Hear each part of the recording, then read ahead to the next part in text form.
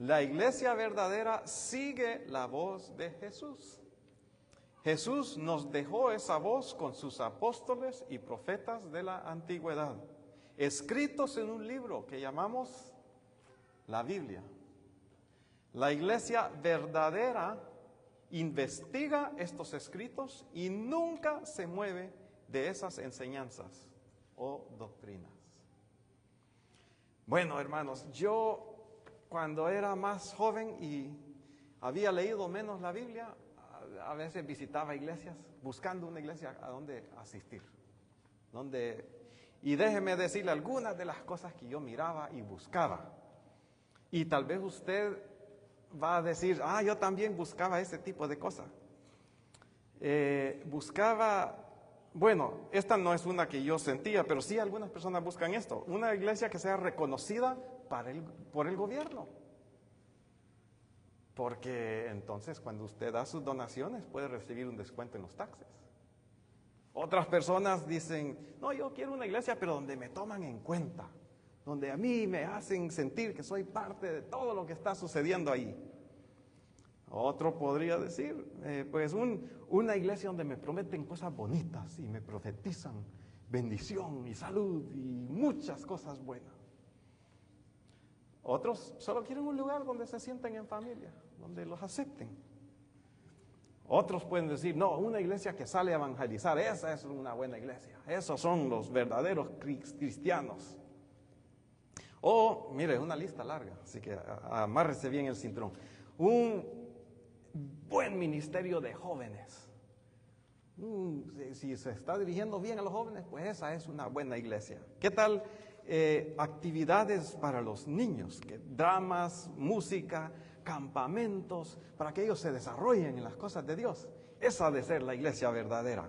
No, otros dicen predicaciones que entretienen y que no aburren. Porque a nadie le gusta estarse durmiendo en la iglesia, ¿verdad? O personas de mi edad y de mi estatus económico, con quien yo puedo relacionarme bien, que personas que me entiendan, que sean de mi edad o que estén en mi nivel de estudio o todo eso.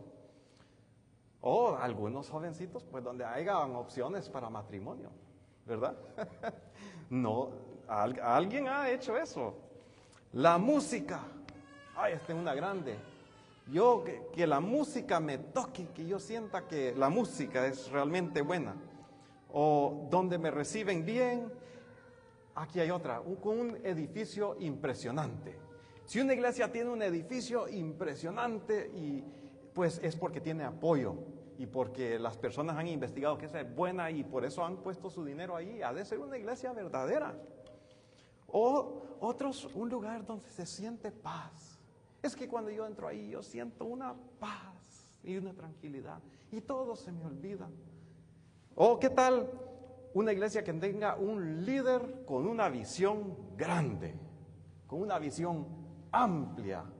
Esa es la verdadera iglesia, que mueve a la gente con su visión.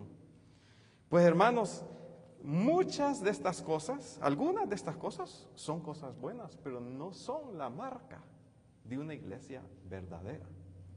Muchas iglesias falsas y predicadores falsos le pueden hacer experimentar y sentir algunas de estas cosas. La primer marca de una iglesia verdadera es la iglesia que le predica la pura palabra de Dios, sin agregarle, sin quitarle, y la expone y la explica, para que podamos saber exactamente lo que el escritor estaba queriéndonos decir. Le llamamos predicación expositiva. Bueno, ya terminamos la gran lista de cosas que a las personas les gusta en una iglesia, pero Jesús dice que mis ovejas oyen mi voz y yo las conozco y me siguen. O sea, no están siguiendo ese montón de cosas, están siguiendo al buen pastor. Esa es una iglesia saludable. Juan 10, 3 al 5 que acabamos de leer dice: a este abre el portero y las ovejas oyen su voz y a sus ovejas llama por nombre y las saca. Y cuando ha sacado fuera todas las propias, va delante de ellas, y las ovejas le siguen porque conocen su voz. Mas al extraño no seguirán, sino que huirán de él, porque no conocen la voz de los extraños. Esta es una ilustración, hermanos, de un redil en un lugar urbano en Israel en los tiempos de Jesús. Muchas veces habían varios pastores con sus rebaños y las encerraban en un solo redil durante la noche, y en la mañana regresaban a sacarlas para llevarlas a pastar. Pero había un portero que cuidaba la puerta. Entonces en la mañana, cuando venían los pastores a sacar sus ovejas, y ahí estaban revueltas, todas revueltas, pero cada pastor solo llamaba, y las de él conocían su voz, porque los animalitos sabían que cuando seguían la voz de ese hombre, iba a haber comida, iba a haber agua, y iba a haber bendición para su vida. Los animalitos ya estaban entrenados de esa manera, y cuando otro pastor llamaba, no se iban con él, y ya se organizaban los rebaños nuevamente, y en la noche la misma rutina de vuelta. Es lo que Jesús está usando como una metáfora aquí. Y cuando Jesús dice escuchan la voz, no es que escuchan las vibraciones en el aire nomás, sino que se mueven hacia Él. O sea, hay cambios en la vida de la persona que escucha la voz del Señor, y hay arrepentimiento y cambios en su vida que se pueden ver. Fruto, lo llama la Biblia, el fruto del Espíritu. Pues Él dice ahí que las conoce, y es que el Señor nos conoció antes de la fundación del mundo, como personas que íbamos a ser de Él. Efesios 1:4 dice, según nos escogió en Él antes de la fundación del mundo, para que fuésemos santos y sin mancha delante de Él. Esa fue una decisión que fue hecha mucho antes que nosotros. Él ya nos conocía por nombre. Juan 8:47 dice, el que es de Dios, las palabras de Dios oye. Jesús está diciendo esto, le está hablando a los judíos de su tiempo que no aceptaban que Él era el Mesías prometido de Dios. No aceptaban que Él era el Hijo de Dios. No aceptaban que Él era Dios en carne. Y Él dice, el que es de Dios, las palabras de Dios oye. Por esto no las oís vosotros, porque no sois de Dios. Entonces, donde hay un grupo de personas, hermanos, reunidas porque quieren oír la voz de Jesús, esa es la marca de una iglesia verdadera. Las palabras de Dios, las palabras de Jesús, las encontramos escritas aquí, en este libro. Efesios 2:20 dice, el apóstol Pablo nos dice, edificados sobre el fundamento de los apóstoles y profetas, siendo la principal piedra del ángulo Jesucristo mismo. Nos está hablando sobre qué está edificada nuestra fe, nuestra creencia en Dios, en lo que creemos. Está edificado en la enseñanza de los profetas. Los profetas son los del Antiguo Testamento, empezando con Moisés y cerrando con el profeta Malaquías. Escribieron todo el Antiguo Testamento, y Jesús, estando aquí en la tierra, validó las palabras de todos ellos como palabra de Dios. Y los apóstoles, hermanos, son las personas que Jesucristo mismo escogió para llevar su mensaje al mundo. Y ellos escribieron el Nuevo Testamento, y discípulos directos de ellos también escribían lo que ellos decían y lo que ellos enseñaban. Y todo viene del tiempo del primer siglo. Entonces, si sumamos los profetas y los apóstoles, tenemos la Biblia. Y dice Pablo que en eso está fundada nuestra fe, edificado sobre un fundamento. Quiere decir que es la parte de abajo, ¿verdad? En su casa, ¿dónde se encuentra el fundamento? A ver, a los ingenieros de construcción, ¿dónde está el fundamento? ¿Abajo? Sí, en la mía está abajo. Quiere decir que todo lo demás está arriba. Entonces, ¿por qué nos dices eso, hermano Mark? es porque los apóstoles fueron primero y los profetas. Hoy no hay apóstoles y profetas como los de la Biblia, que nos van a traer revelación nueva de la palabra de Dios y nos van a dar algo nuevo. El fundamento quedó abajo. Nosotros estamos edificando arriba. Entonces Jesús, entre ellos, es la piedra del ángulo, o sea, la esquina principal donde se comenzó a edificar el edificio. Ahí comenzó todo con Jesús. Jesús, aunque nació de María en el primer siglo, pero el Espíritu de Jesús existía antes de eso, nada más que no estaba encarnado. Él era, y el Espíritu Santo era el que estaba guiando a los profetas, guiando su mano para escribir las palabras que tenemos aquí. Ellos recibieron revelación de parte de él, y los apóstoles también, después de su vida terrenal, carnal, quedaron para darnos esa noticia que la tenemos escrita. Gracias a Dios por eso.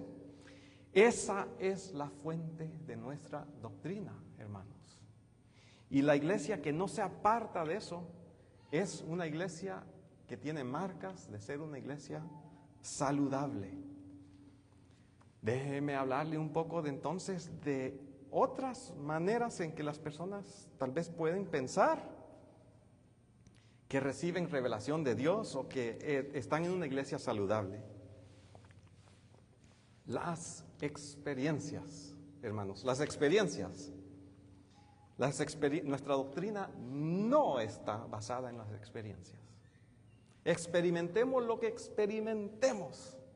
Nuestra doctrina está basada en lo que está escrito en la palabra de Dios. Dice Mateo 24:24, porque se levantarán falsos cristos y falsos profetas, y harán grandes señales y prodigios, de tal manera que engañarán, si fuere posible, aún a los escogidos. Aún las personas que Dios escogió antes de la fundación del mundo, por un tiempo, pueden ser desviados por estos falsos profetas y falsos cristos, falsos predicadores de las cosas de Dios, que traen revelación nueva. Segunda Tesalonicenses 2, el apóstol Pablo dice, y entonces se manifestará aquel inicuo, está hablando del anticristo, a quien el Señor matará con el espíritu de su boca y destruirá con el resplandor de su venida. Inicuo cuyo advenimiento es por obras de Satanás, con gran poder y señales y prodigios mentirosos. La Biblia nos habla de señales mentirosas. Por eso nuestras experiencias no son base para nuestra doctrina. Bueno, las experiencias son buenas. Yo he experimentado muchas cosas estando en Cristo. He experimentado perdón de pecados. He experimentado la habilidad de perdonar a otros que me han hecho cosas terribles. He experimentado muchas cosas, pero mi doctrina no está basada en esas experiencias, hermanos. Mi doctrina sigue basada en la palabra de Dios. Vamos a ver otra cosa. ¿Qué tal las emociones y los sentimientos? Hablamos ya ratitos que a veces uno busca una iglesia donde se siente bien. No hay nada malo con sentirse bien, con sentir que el corazón está pero bien atendido. Pero el profeta Jeremías nos advierte en el capítulo 17, dice, engañoso es el corazón más que todas las cosas, y perverso, ¿quién lo conocerá? Analicemos este pasaje del profeta Jeremías. Engañoso es el corazón. Todos sabemos que a veces el corazón nos ha engañado, ¿verdad? Y nos hemos equivocado. Todos sabemos eso. Pero este detalle sí toca fuerte. Este corazón es engañoso más que todas las cosas. No hay nada más engañoso. A ver, siéntese el corazón, hermano. Póngase la mano aquí. Eso que usted está oyendo palpar es la cosa más engañosa en el universo. Lo que usted siente ahí. Imagínese la persona más engañosa que usted conoce. Y usted dice, no, ese sí es mentiroso, ese sí sabe, hasta él mismo cree sus propias mentiras, así que no sé qué. Su corazón es más mentiroso que esa persona que usted se imaginó ahorita. Su propio corazón. Lo que usted siente no es base para sus creencias, hermanos. Su corazón es la cosa más perversa. Y la mía también, no lo estoy... todos tenemos un corazón que nos quiere desviar. Pero las emociones tienen un lugar. Yo siento emociones bonitas cuando yo alabo al Señor. Yo a veces lloro cuando leo la Biblia. Yo siento bonitas cosas. Nuevamente, son buenas las emociones, pero no son la base de nuestra doctrina. ¿Qué tal las tradiciones? Las iglesias tienen bonitas tradiciones. ¿Nos podemos dejar guiar por las tradiciones? Miremos lo que Jesús le dijo a los judíos.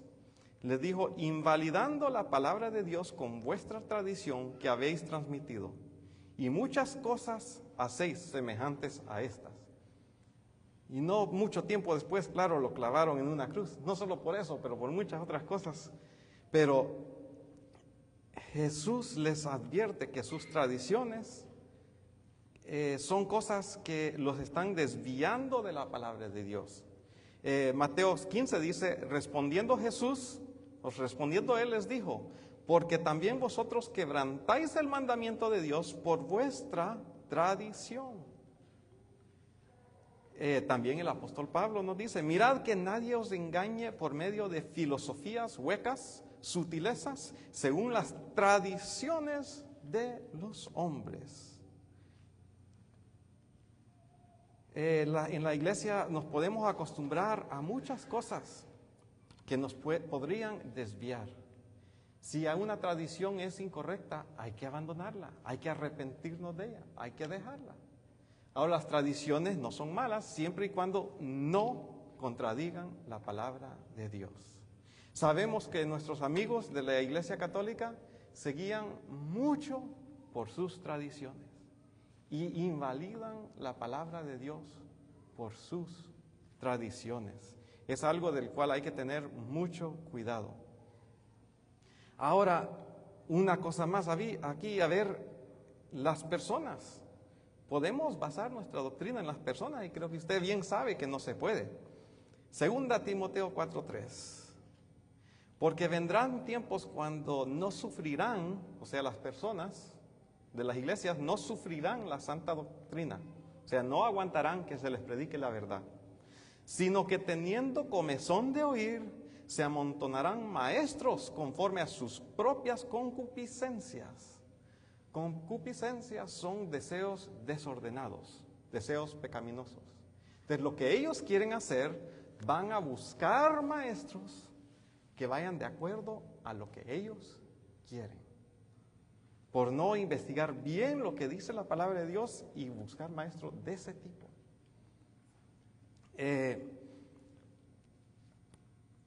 Hay que tener cuidado con las personas, porque he oído muchos decir, le traigo una revelación nueva de parte del Espíritu Santo. O aquí hay otra buena, una palabra fresca. Como que la Biblia se arruina, hermanos. Jesús dijo, no, la Biblia no es como una bolsa de nachos que se pone talludo, no. La Biblia siempre está fresca. Jesús dijo, mis palabras, el cielo y la tierra pasarán, mas mis palabras no. ¿Qué tal si le dicen,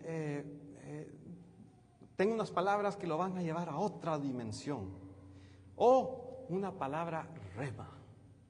Cuando hablan de una palabra, la palabra rema es cuando una palabra que se le da es específicamente para usted y su situación específica. Y a veces, el problema con eso es que a veces usan la Biblia, pasajes de la Biblia, y lo tuercen, y no era lo que el apóstol o el profeta estaba queriendo decir, para que usted le caiga en su situación. Y la palabra de Dios no se debe manipular de esa manera. Dice en Deuteronomios 13, dice, cuando se levantare en medio de ti profeta o soñador de sueños, y te anunciase señal o prodigios, Y si se cumpliere la señal o el prodigio que te anunció diciendo, vamos en pos. Bueno, no voy a dejar ahí. Estamos hablando de un profeta. Y lo que el profeta dice sucede. Y te dice cosas que nadie sabía. Y usted dice, ay, esta persona es de Dios. Pero después dice algo que contradice la Biblia. En este ejemplo dice, vamos en pos de dioses ajenos. O sea, después de profetizarte cosas maravillosas y de las cosas que profetizó se cumplieron, después te dice, vamos en contra de Dios, vamos a buscar dioses ajenos que no conocisteis y sirvámosle. Dice Moisés, no darás oído a las palabras de tal profeta, ni a tal soñador de sueños, porque Jehová vuestro Dios os está probando para saber si améis a Jehová vuestro Dios con todo vuestro corazón y con toda vuestra alma. O sea, en este ejemplo el profeta está quebrantando las leyes de Éxodo 20, donde no hay que tener a ningún Dios más que Jehová y no hay que ser ídolos de ninguna cosa para postrarnos ante ellos. Si un profeta contradice la Biblia, aunque diga cosas maravillosas, no hay que creerle. No hay que creerle. Entonces, nuestra doctrina tampoco está basada en los hombres, solo en lo que fue escrito por hombres inspirados por el Espíritu Santo en las Escrituras. ¿Qué tal, hermanos, las personas cristianas que ya no están, que ya han pasado, santos, le dicen algunos? ¿Qué tal ellos? Fueron personas dedicadas a las cosas de Dios, consagrados a las enseñanzas buenas y que amaban a Jesús, pero ya no están. Vamos a ver lo que dice Deuteronomio 18:10. Y Deuteronomio 18:10 habla de muchas cosas horribles y lo incluye en la misma categoría que hablar con personas que han muerto. Dice, no sea hallado en ti quien haga pasar a su hijo o su hija por el fuego, o sea, personas que sacrifican a los bebés, ni quien practique adivinación, ni agorrero, ni sortilegio, ni hechicero, ni encantador, ni adivino, ni mago, ni quien consulte a los muertos. La Biblia prohíbe contundentemente la comunicación con los que han pasado, con los que ya no están con nosotros, porque los muertos no están aquí. Dice Pablo que ausentes del cuerpo, presentes al Señor. Pero los demonios sí están aquí y se aprovechan de estas situaciones. Y es una manera de caer en doctrina falsa y enseñanza equivocada. Por eso los santos que han pasado, no escuchamos la voz de ellos. No escuchamos señales que vienen más allá de la tumba. Nuestros hermanos, nuestros amigos en la Iglesia Católica, muchos han recibido visitaciones de santos del pasado. Muchos papas han recibido visitaciones de San Pedro. Y las malas doctrinas vienen de allí, incluyendo la de inclinarse ante la imagen de ellos. Una equivocación muy grande, cuando la doctrina de la palabra de Dios bien nos dice que no hay que consultar nunca con un muerto. Tengo una lista de otros sacerdotes y personas que recibieron visitaciones, pero no las voy a leer. Solo sepa que yo no dudo la experiencia de estas personas que han recibido estas visitaciones. No lo dudo. Pero sí dudo de que sean de Dios o de esa persona que era un santo que servía al Señor. Eso sí lo dudo. Pues hermanos, ya sabemos dónde se encuentra la doctrina verdadera. Y los que enseñan esta doctrina verdadera, ahí se encuentra la iglesia verdadera y se encuentra una iglesia saludable. Porque cuando esas personas quieren escuchar la voz de su pastor, y son atraídos a ese tipo de ambiente. Pero debemos escudriñar la Biblia, escudriñar, estudiar con cuidado. Y déjenme darles un ejemplo de unos hermanos que el libro de Hechos los llama nobles, Hechos 17. Déjenme darle un poco de contexto. Apóstol Pablo y Silas están en un viaje misionero juntos y acaban de visitar la ciudad de Tesalónica y predicaron allí y mucha gente se convirtió. Y después vinieron a otra ciudad de Barea.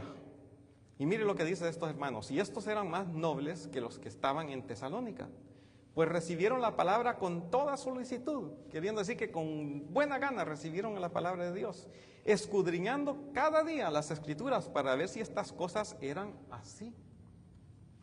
Así que creyeron muchos de ellos, y mujeres griegas de distinción, y no pocos hombres. Pues el escritor de Hechos nos dice que ellos escudriñaban la Escritura, no solo recibían rápido la interpretación de una persona, como el apóstol Pablo. Escuchar un mensaje debe ser investigado según las Escrituras. Las Escrituras, la enseñanza de la Escritura debe ser investigado con las Escrituras. Debemos estar leyendo y escuchando la Biblia para poder identificar cuando nos dicen algo que no es correcto. Pero muchas veces, hermanos, no queremos leer o no queremos escuchar la Biblia, y cuando nos predica una falsedad, la tragamos rápido, porque no conocemos la palabra de Dios. Una profeta a quien yo conocí, que le traía estas palabras frescas y nuevas a las personas, le pregunté una vez si ella había leído la Biblia. No la he terminado de leer, me dijo. Pero ella sí trae profecías de Dios. Mire que 1 Pedro 1:19 dice que tenemos también la palabra profética más segura, la cual hacéis bien en estar atentos como a una antorcha que alumbra en el lugar oscuro. O sea, el apóstol Pedro llama este libro la profecía más segura, porque lo que dicen otras personas podría o no podría ser segura. Entonces, una persona que es profeta, que se llama profeta, debería por lo menos conocer las Escrituras para ver si lo que le dieron va de acuerdo, ¿verdad? Sí, pero vamos a ver otro ejemplo, 1 de Juan 4:1-2, de personas que investigan. Amados, no creáis todo espíritu, no, probad los espíritus si son de Dios, porque muchos falsos profetas han salido por el mundo. Un buen consejo por el apóstol Juan. Primera Tesalonicenses 5:20-22 dice: no menospreciéis la profecía, examinadlo todo, retened lo bueno, absteneos de toda especie de mal. O sea, hay que examinarlo todo con la Biblia. Todo tiene que ir examinado. Pastor David una vez me dijo esto, cuando estábamos hablando de un tema específico, me dijo, come la carne y escupe los huesos. Y así como cuando uno está comiendo pescado, ¿verdad? Yo me imaginé un pescado. Me como la carne, pero los huesitos no, porque eso hace daño. Pero para eso hay que tener cuidado y hay que escudriñar las Escrituras.